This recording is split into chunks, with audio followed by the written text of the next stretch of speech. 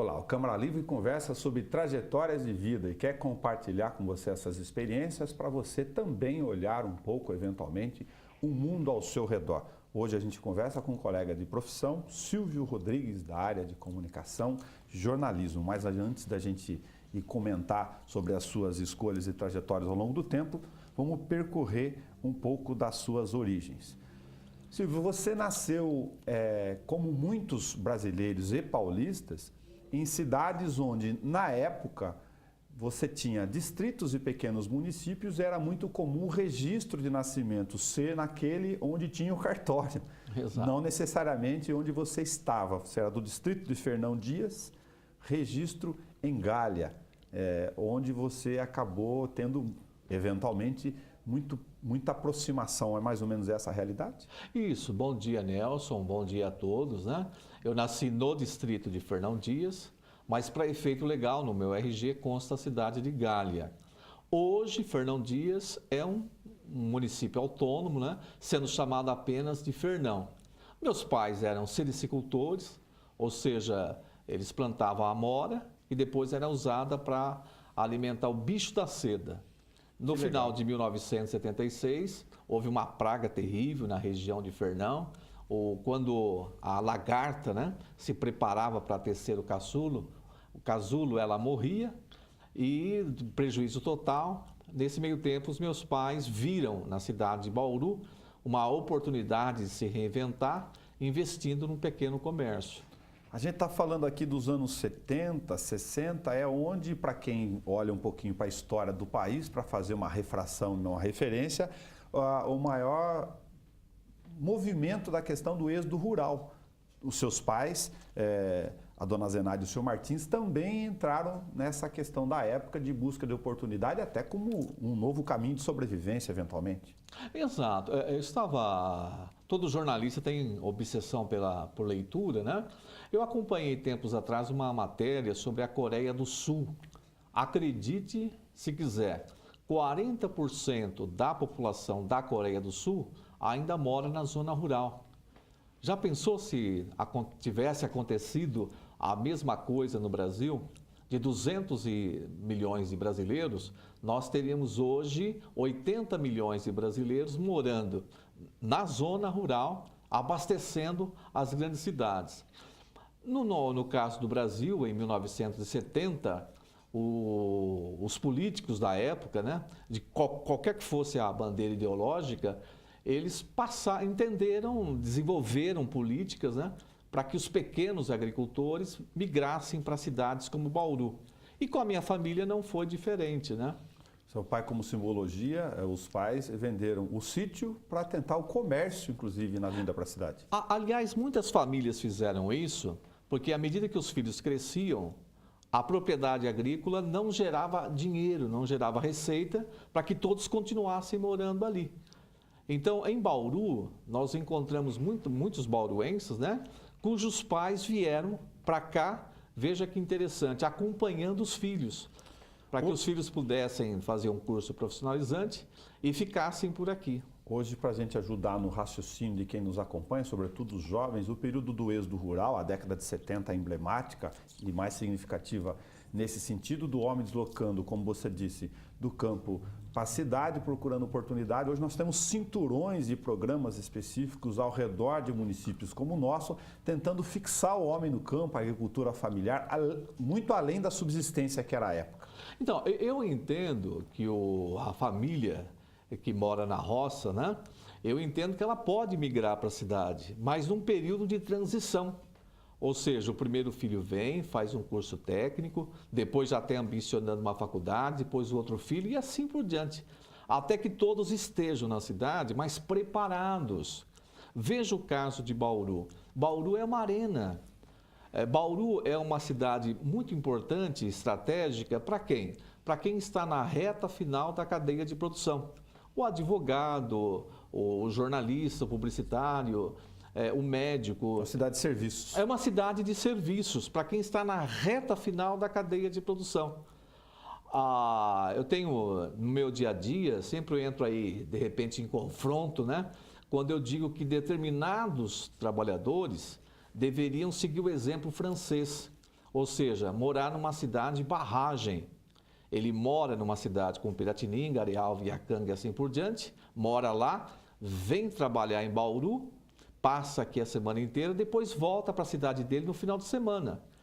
Aí, se os filhos quiserem morar em Bauru, que esses trabalhadores preparem os filhos para morar numa cidade como Bauru. De certa forma, esse centro regional transformado em alguma dose aqui com Agudos, Piratininga e Pederneiras, que você citou, talvez muito mais numericamente Piratininga, olhando os dados que eu também gosto de ver, isso acontece em alguma escala. Tem muita gente morando lá e trabalhando aqui. Então, nós tivemos em Bauru, a Coab Bauru, ela construiu mais de 17 mil casas em Bauru. E hoje temos mais casas ainda pelo programa Minha Casa Minha Vida. Eu entendo que essas casas deveriam ser construídas em cidades barragem, como foi feito na França pós Segunda Guerra Mundial. Em linhas gerais, eu entendo que determinados trabalhadores deveriam morar, por exemplo, em Agudos, em Piratininga, em Iacanga. E aí sim, à medida que o tempo vai passando, os filhos seriam preparados para morar numa cidade como Bauru. Parafraseando Tom Jobim, Bauru não é cidade para amadores, Bauru é uma cidade para profissionais. Em Bauru você tem que matar 2, 3 leões por dia. Bauru é uma arena, é uma cidade extremamente competitiva, justamente pela condição de agrupar atores sociais na reta final da cadeia de produção. Silvio, vou fazer vários recortes com você aqui no nosso Câmara Livre. Qual a memória afetiva que você tem de infância? Um fato, um objeto, alguma questão, seja até os 11 anos lá em Fernão Dias, ou seja depois na fase seguinte já em Bauru como pré-adolescente, adolescente, mas algo que você olhando para o tempo agora, sempre lhe marque como referência por alguma razão que é só sua. Opa, quando eu tinha 9, 10 anos de idade, a minha mãe comprou uma enciclopédia que era entregue em vários volumes, né? A época do material impresso. E isso me marcou muito porque eu tinha o hábito de folhear e ficar lendo. Quando nós viemos para Bauru, a minha mãe trouxe essa coleção e depois ela se perdeu num incêndio. Nós fomos vítimas de um incêndio quando morávamos no Jardim Bela Vista. E aquelas informações, aquelas imagens da época, aquilo me marcou tanto que depois eu eu senti até uma necessidade de percorrer livros e assim por diante. E recuperar uma para recuperar as informações. Enciclopédia. Isso, exatamente. Achou? O que no incêndio, lamentavelmente... Eu digo, um exemplar... Por incrível que pareça, quando eu prestei o vestibular para a Unesp, eu fui estudar na Biblioteca Municipal, que funcionava, onde hoje é o prédio da Câmara Municipal. Okay. Eu passei alguns dias estudando aqui nos famosos alfarrábios, né? Livros velhos. E o que eu aprendi ali, mais a escola pública, né? Todo esse somatório de conhecimento acabou me ajudando na hora de prestar o vestibular da Unesp. Legal. Você lembra se a enciclopédia era, lembrando da Atlas aqui na minha cabeça? Isso, exato. Era Enciclopédia Atlas, com vários volumes.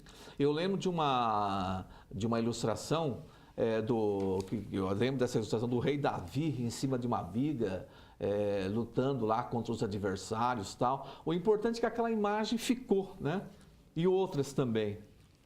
Entendi. E isso, aliás, eu costumo dizer, eu vejo companheiros de profissão profetizando o final do material impresso. Eu discordo. Eu pergunto, digamos que você vai procurar um médico hoje, você vai procurar um médico que efetivamente fez uma faculdade de medicina, estudando em livros impressos, ou você vai procurar um médico que fez medicina num curso à distância? Nós vimos recentemente, acompanhamos aí, a tragédia envolvendo o Dr. Bumbum. E agora foi localizada uma técnica em enfermagem, uma profissional que simplesmente foi lá e injetou silicone industrial no corpo de uma moça mesmo não tendo habilitação para isso e justificando que tinha feito um curso à distância. Então, eu entendo que o material impresso tem sim o seu espaço. Eu acredito muito na convergência de mídias. Aproveitando a sua citação do ponto de vista da experiência do jornalismo, nesse nosso recorte, não há uma confusão para o leigo ou para aquele que está discutindo entre conseguir interpretar, seja qual for o futuro da humanidade do ponto de vista de consumo de informação ou de algum tipo de conteúdo, que essas novas plataformas elas acabam abrindo novos horizontes naturais, mas a característica natural de cada veículo acaba sendo consolidada, como o texto mais curto, eventualmente, ou o teaser da informação de vídeo, que é curtinho, o jornalismo factual, mas o jornalismo de profundidade acaba tendo outro espaço, seja ou não no papel, em algum horizonte ele vai ter que ocupar? Eu acredito, como eu havia dito, eu acredito muito na convergência de mídia. Hoje, em Bauru, quem está em busca de uma informação rápida, acessa um site de notícia. Agora, quem quer se aprofundar naquele assunto, procura o impresso, porque ele sabe que lá tem a opinião de um especialista sobre aquele assunto. Agora, vamos deixar bem claro uma coisa. O papel do jornalista é informar um determinado assunto da forma mais pluralista possível. Agora, quem quiser fazer uma profissão, quem quiser aprender uma profissão, não tem outra escolha, tem que estudar, tem que ir para a escola. É importante que o jornalista, a todo instante, deixe isso bem claro para o seu leitor. Num determinado momento, o jovem Silvio Rodrigues fez a sua escolha e acabou entrando para o mundo da comunicação. Aliás, se a gente pegar aqui desde a origem, você nos contava, desde a Rádio Bandeirantes, a Rádio Terra Branca, antes sequer da questão do histórico da revista, que nesse momento completa aqui 26 anos de peregrinação, de garimpo de informação no dia a dia, a gente chega nela. Você enfrentou, como muitos profissionais, nas fases de transição ainda não consolidada, nós estamos gravando aqui em 2018 para fazer o registro histórico documental, naquela fase em que aqueles que atuavam na comunicação antes, mas não tinham formação acadêmica de graduação, não conseguiam, tinham dificuldade de serem considerados no mercado de trabalho. É mais ou menos isso ou é outra convergência? Então, quando eu tinha 16 anos de idade, eu tinha o hábito de mandar cartas para a Tribuna do Leitor do Diário de Bauru. Aí um dia, já com 17 anos e alguns meses, eu fui ao Diário de Bauru e pedi uma chance ao diretor do jornal, que era o Zarcilo Barbosa, o mestre ZB. Sim. Ele me deu uma chance, ficou surpreso quando eu disse que eu sabia datilografar, né? Fiz um curso na Escola Progresso, diploma assinado pela Celina Lourdes Alves Neves. Aí ele falou, então você fica um mês aqui trabalhando como revisor e depois você vai tentar a sorte como repórter. Aí eu tive a oportunidade de encontrar 3 grandes profissionais da área, o Zarcilo Barbosa, o Jair Aceituno e o João William Ranazzi. A técnica jornalística, né, a redação, você aprende rapidamente. Para acontecer um acidente, a pirâmide invertida, artigo e tal. Agora, o conhecimento, o jogo de cintura, a sagacidade, tudo isso vem com o tempo. Aí o Zarcilo Barbosa me deu essa chance e comecei a trabalhar como repórter. Aí, 8 meses depois, já estamos invadindo em 1983, os líderes sindicais da época entenderam que somente podia trabalhar como jornalista quem tinha o diploma universitário. Havia uma brecha, que ironia do destino, né, que foi aberta pelo decreto 972/69. Esse decreto foi baixado pela ditadura militar. E por esse decreto eu poderia pegar o direito de jornalista provisionado, desde que não houvesse um jornalista ou mais jornalistas desempregados em Bauru. Na época havia 2, eu não consegui o provisionamento. E aí então a minha vida mudou de perfil e para poder se manter na profissão eu fui trabalhar nos bastidores, né? Certo. Teve uma experiência de bastidor um tempo até que a graduação se acabou fazendo o que a ordem ou a regra determinava naquele momento. E também fui trabalhar no rádio, né? Rádio Terra Branca, Rádio Bandeirantes. Aí, no caso, dava para trabalhar porque eu fiz um curso no Senac, um curso de radialista. Sim. Aí, com esse diploma, podia trabalhar no rádio. O que você pensa a respeito, dado o tempo hoje, entre a necessidade ou não da formação acadêmica do ponto de vista de conhecimento ou de ciências humanas, de abertura de técnicas ou outras questões, e a exigência do diploma, que são coisas distintas? Isso, eu entendo assim, eu sou a favor da faculdade de jornalismo. Nós temos duas em Bauru hoje, a Unesp e a USC. Eu sou contra a obrigatoriedade do diploma universitário para o exercício da profissão. Quando você defende a obrigatoriedade do diploma, de uma certa forma, você está pedindo um favor para o Estado. O jornalista não pode ser compromissado com o Estado. Ele pode sim prestar um serviço para o Estado, mas ele a todo instante tem que ter o compromisso com a produção de conteúdo. E esses anos todos eu consegui sobreviver nesse mercado em Bauru, mercado altamente competitivo, justamente pela produção do conteúdo.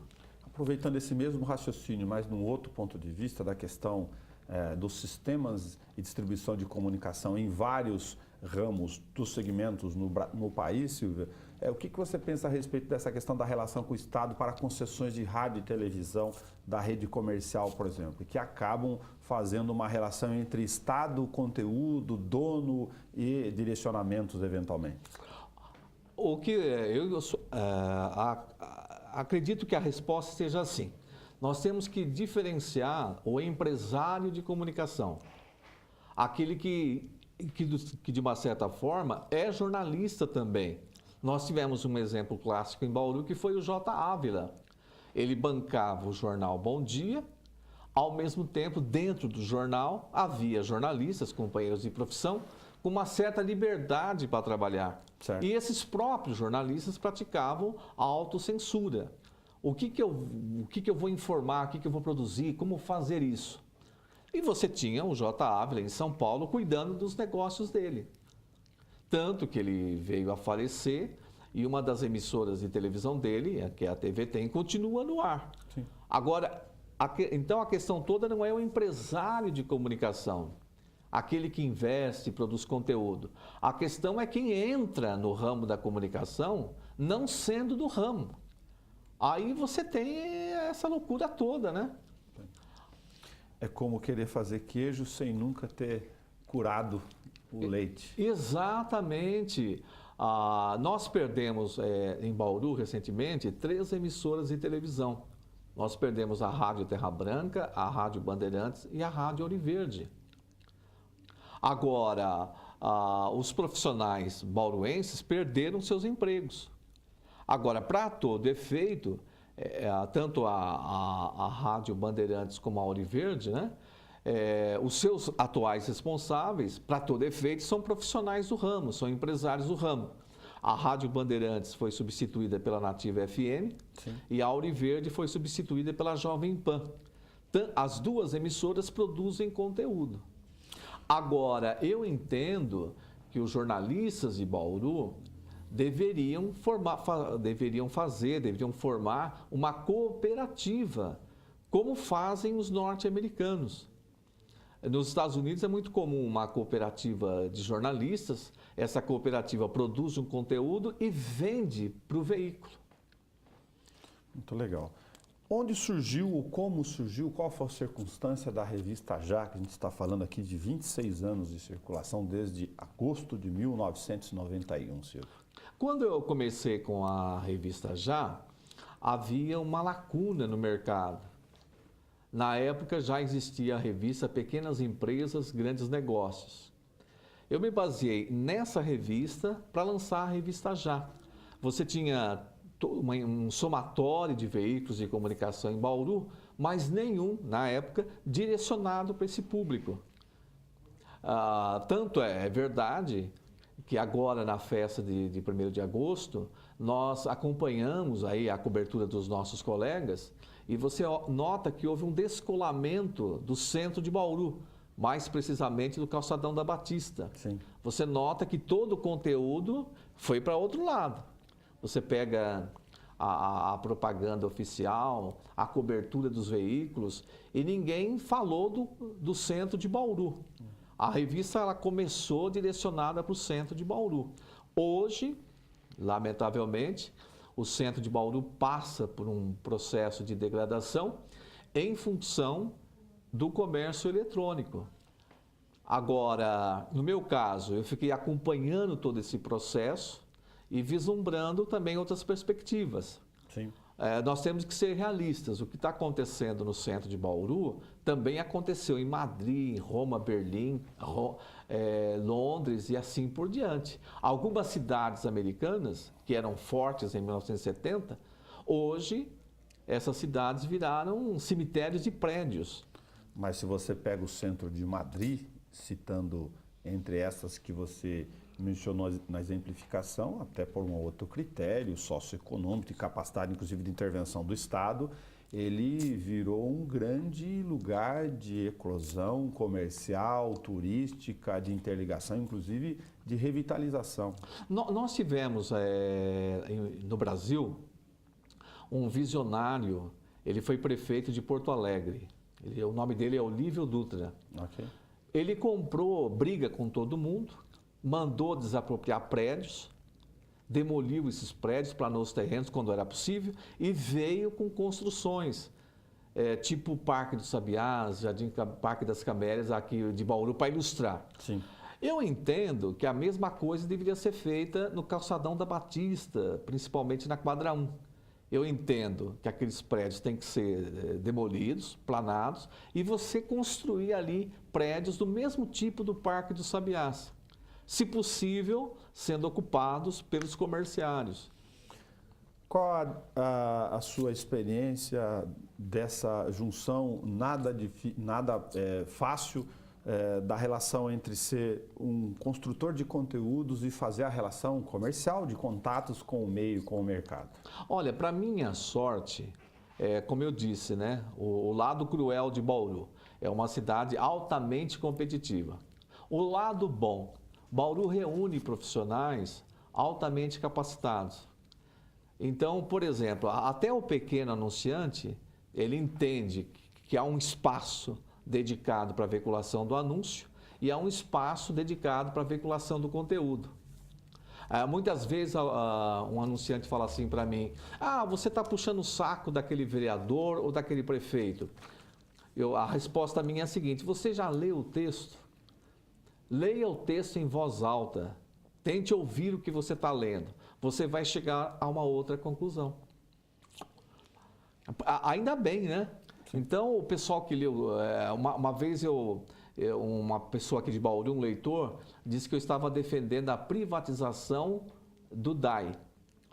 Eu falei, olha, leia com calma. O que eu estou dizendo aí, no meu texto, é que o DAI tem que fechar contratos, parcerias de tecnologia com a Petrobras e com a Sabesp.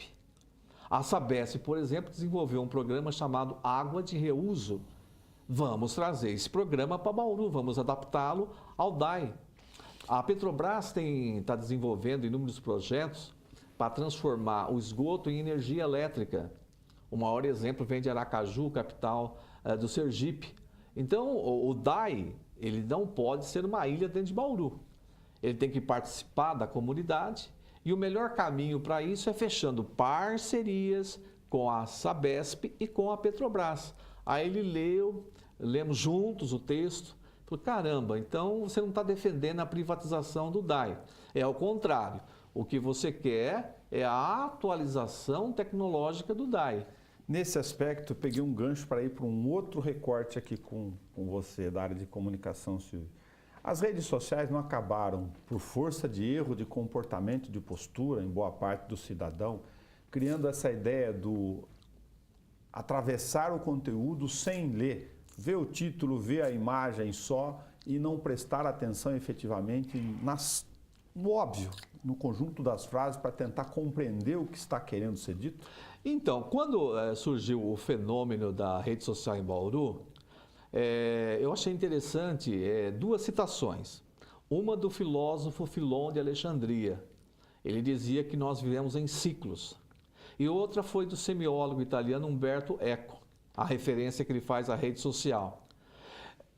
Se você entrar no Facebook agora, por exemplo, você nota que de cada 100 pessoas que navegam no Facebook, 95 são retroativas, ou seja, elas amplificam algum assunto. E a origem desse assunto, por incrível que pareça, está na revista, está no jornal. São repetidores, multiplicadores. Então, porque a questão toda não é ter uma ideia. A questão toda é como trabalhar essa ideia. Ah, eu vou votar no candidato tal. Ótimo, parabéns. E por que você vai votar nele? Ah, eu vou votar nele por causa disso. Ótimo, você poderia pôr isso no papel?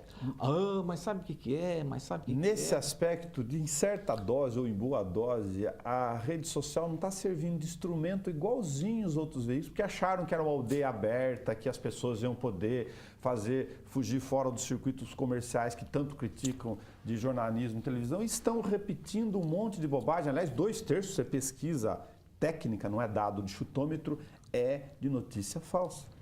E nós temos... Ou de conteúdo falso. Então, surgiu agora esse fenômeno chamado fake news. Muito bem, quando você vira uma chamada no Facebook ou num site, lá tem a origem de quem produziu o conteúdo. Sim. Ora, é só você clicar em cima, fazer uma análise. Mas as pessoas não querem perder tempo, querem pegar aquela bobagem e jogar para frente e repeti-lo. Aqui em Bauru, os pequenos anunciantes, eles achavam que o Facebook ia resolver o problema de comunicação deles. Ah, eu faço um impulso no Facebook de R$10 e com esse impulso de R$10 eu atinjo 4.000 pessoas. Ótimo, excelente. Só que tem um pequeno detalhe. O que realmente faz a sua empresa aparecer é se ela estiver vinculada a um jornalismo de qualidade. Se tiver uma notícia no jornal sobre Bauru e se o seu anunciante, se você estiver do lado com o teu anúncio, o leitor vai prestar atenção na notícia e vai te ver. A mesma linha de raciocínio serve para a TV e para o rádio. Nesse sentido, do que está posto hoje, lógico, é correto, no mínimo, arriscar dizer que as redes sociais pulverizaram, mas elas acabam, ainda que não possa ser percebido isso pelo público do senso comum, elas acabam fortalecendo, sim, o conteúdo com propriedade e profundidade de informação? Não tenha dúvida.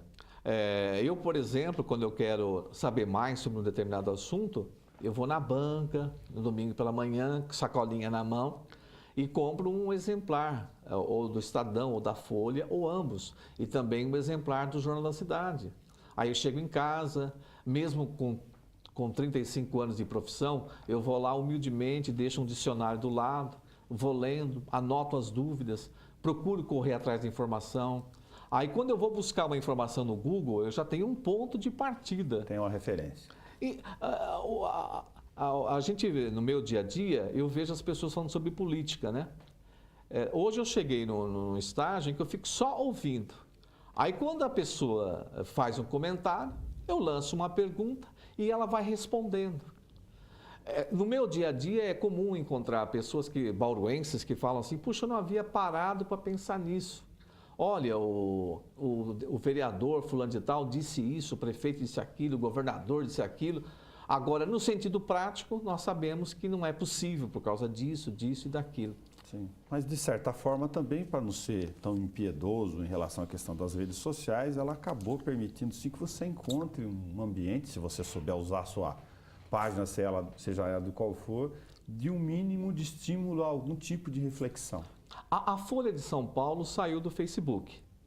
A justificativa do editor da Folha de São Paulo é que no Facebook não há o contraditório. Aqui em Bauru, quem navega pelo Facebook, tem alguns internautas lá que, por exemplo, elogiam os políticos da esquerda. E tem aqueles que elogiam os políticos da direita. Sim. Se você entrar na conta pessoal daquele que elogia o político da direita e fizer um comentário apenas, na hora aparecem mais de 100 pessoas lá dizendo que você está louco, que você é isso e aquilo. E no caso daquele que elogia a esquerda, é a mesma coisa. Agora, são elogios, a questão toda é que você tem o elogio, a crítica sem fundamento. Sem fundamento. Arrisco-me a dizer que nessa próxima eleição presidencial, quando nós chegarmos na reta final, no fundo, a propaganda eleitoral na televisão e no rádio é essa propaganda que vai acabar definindo o resultado final da eleição. Porque o uso do chamado, eu vou parafrasear aqui de forma mais dura, do jogo sujo, é em tanta intensidade que acabaram tirando o foco possível de eclosão da rede social? Aí é que está. O imperador Dom Pedro II, ele dizia o seguinte: combate-se a imprensa com mais imprensa. O caminho é por aí. Então é correto pensar nessa frase a partir desse raciocínio que nunca antes na história desse país foram necessárias tantas boas matérias? Exatamente. A minha sugestão ao jornalista que esteja começando hoje, a minha sugestão é a seguinte: produza conteúdo. De uma forma ou de outra, o seu trabalho vai ser reconhecido, você vai formar seus seguidores. Mas produza o conteúdo, não seja retroativo. Numa cidade como Bauru, nós temos vários assuntos que podem ser trabalhados. Claro. Silvio Rodrigues, a gente fez algum recorte aqui, como todo recorte, ele fica na ansiedade determinando o tempo daquilo que é o simbolismo nosso necessário de colocar. Parabéns pela peregrinação e esforço, são 25 anos de história comercial, de conteúdo, de produção desde agosto de 1991 na revista Já. Quem milita no meio sabe o quanto isso não é nada fácil de ser feito. E se eu não fiz alguma questão com você que você gostaria de dizer e não te dei a oportunidade, fique à vontade. Eu acho que o primeiro passo aqui é agradecer você pelo convite. Vamos acreditar em Bauru, sendo realistas, né? A possibilidade de que Bauru atraia uma grande indústria como a Puma é muito difícil. Bauru hoje, em função da democratização no acesso à comunicação de dados, Bauru hoje vem atraindo empresas de logística. São empresas enormes, gigantescas, mas produzem poucos empregos. Bauru, a meu ver, Bauru tem que trabalhar no sentido de se projetar como uma cidade prestadora de serviço. A partir daí você tem um comércio forte, o comércio forte atrai profissionais da área da informática e assim por diante. Eu tenho uma irmã que é especialista em logística, né? Na opinião dela, por exemplo, Bauru não deve ter mais um frigorífico. Esse frigorífico deve ser transferido para uma área adequada para ele. E assim por diante. Quando nós viajamos para a Europa, Lisboa, Paris, Berlim, Londres, quando você chega na cidade, o que você vê? Você vê um polo de ensino, um polo médico, um polo de informática, um polo financeiro, um polo político e um polo comercial. Eu entendo que Bauru, mesmo estando no interior de São Paulo, cada bauruense deve assumir essa característica de um morador de uma grande capital europeia. O caminho é por aí. Muito obrigado, Silvio Rodrigues, por você fazer a nossa refração documental aqui também na TV Câmara. Eu que agradeço. Se você não tem mais os alfarrábios e as enciclopédias, você recorra hoje ao mundo da internet, porque você não vai correr risco de incêndio. O único incêndio que pode te atrapalhar é da falta de iniciativa de buscar informação. E ela vale para sempre. Até o nosso próximo encontro.